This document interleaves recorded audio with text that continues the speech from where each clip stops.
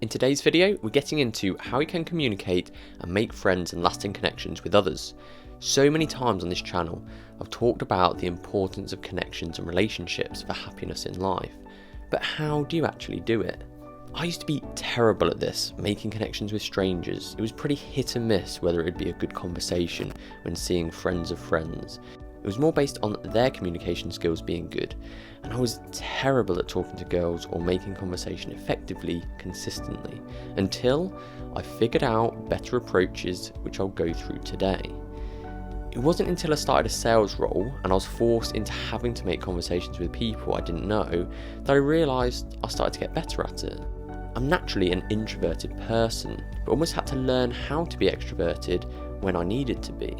As I started to improve, I realised, this isn't about me being an awkward person or bad at talking to people. Communication was just a skill, and like any skill, is something that can be learnt and improved upon, until you become pretty good at it. And from there I found there are actually better ways of doing it than I'd already been doing.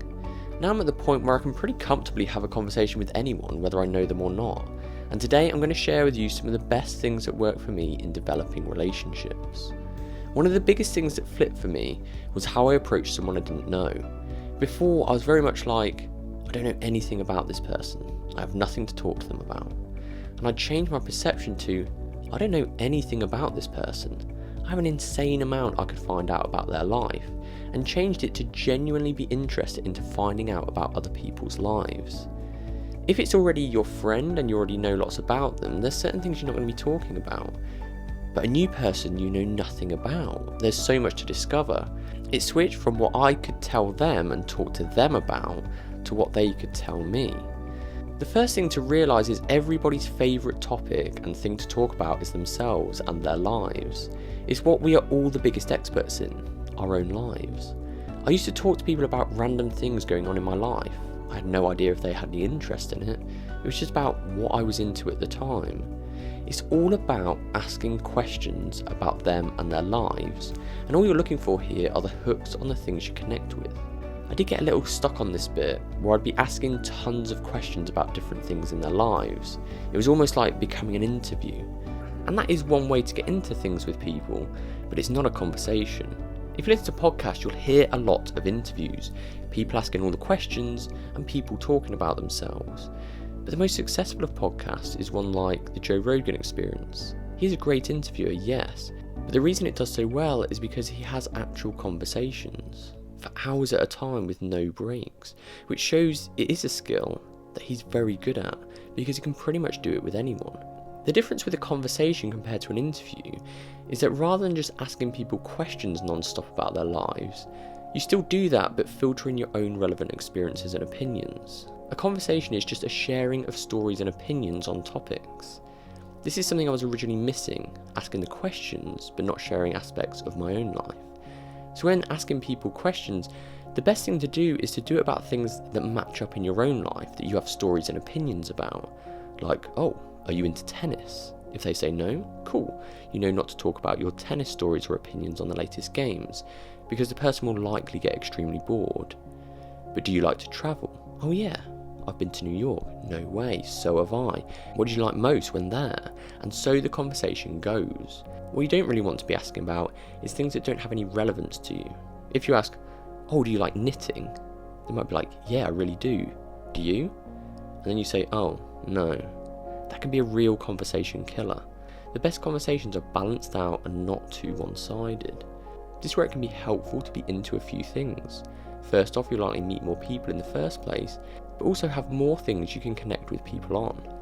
If you're struggling to think of topics to discuss, there's a really easy thing to think about, and it's called the f.o.r.d method. The F stands for family. Normally something everyone will have in common or to talk about, and this can branch like where they're from or grew up kind of thing. O is occupation. This is probably the most classic of the questions. What do you do? But a very easy one to get things going. If you know what they do, because you work in the same place, how do they find it? R stands for recreation, talking about people's hobbies and what they enjoy.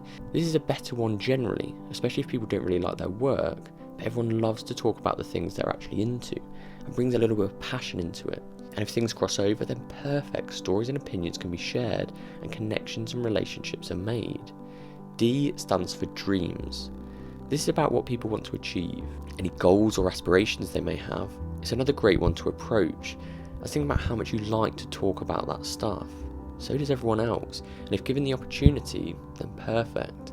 So this f.o.r.d method is really good to get the ball rolling, then you can branch out as the conversation flows.